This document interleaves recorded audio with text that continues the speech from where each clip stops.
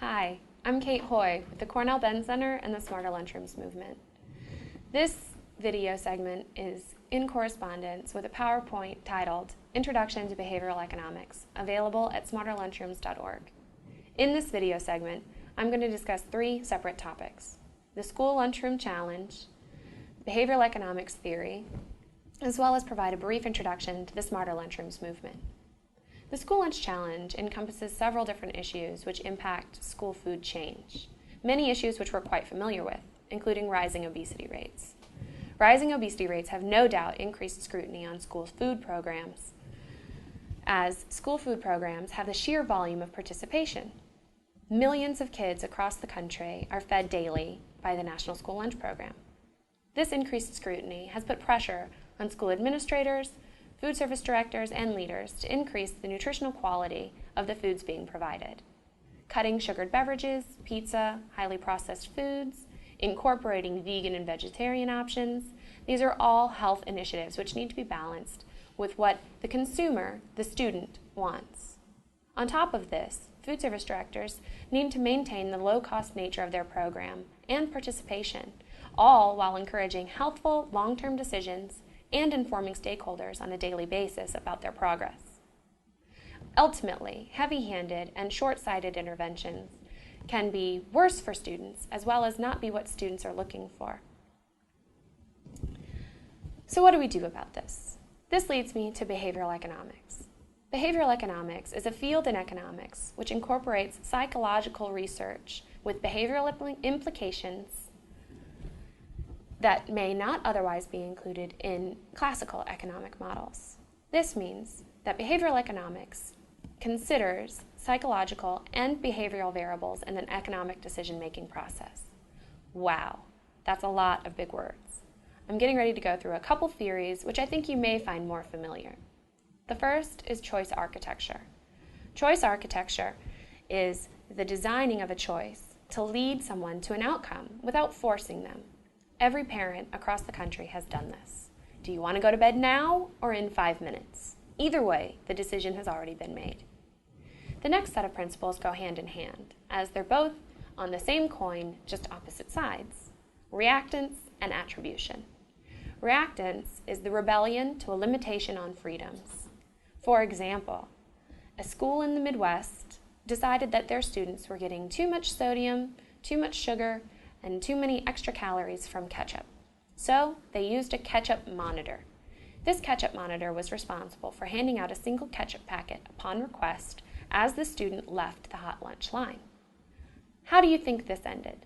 I'm sure you can come up with millions of different scenarios.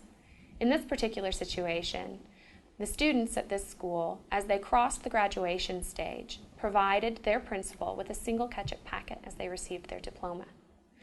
That means that there was a mountain of ketchup that this particular principal had to take home at the end of the ceremonies. On top of this, the students remembered it over the course of the year. So not only did they react, they remembered it.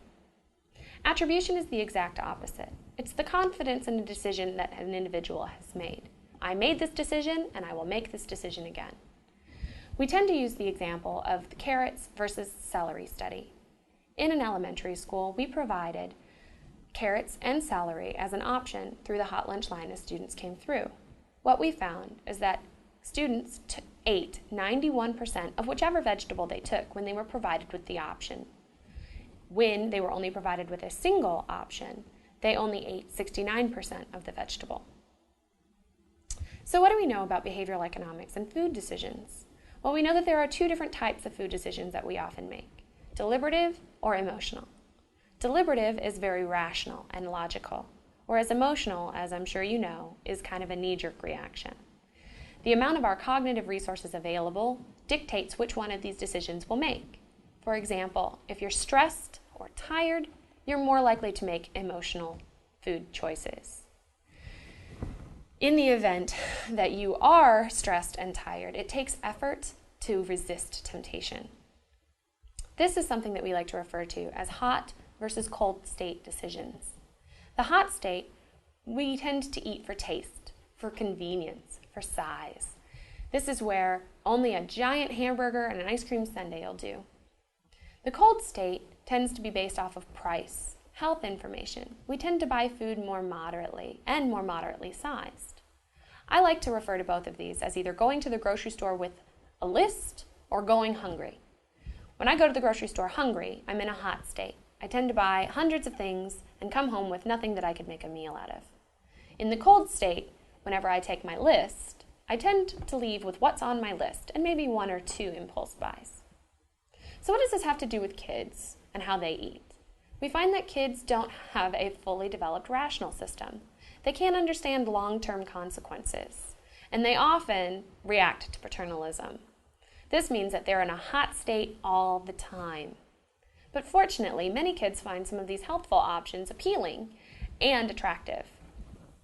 How do we use that to our advantage? This is where the Smarter Lunchrooms movement comes into play. We take the behavioral economic theories that I mentioned earlier, apply them to school lunchrooms in an effort to increase the taking and consumption of those nutrient-dense beverages and foods.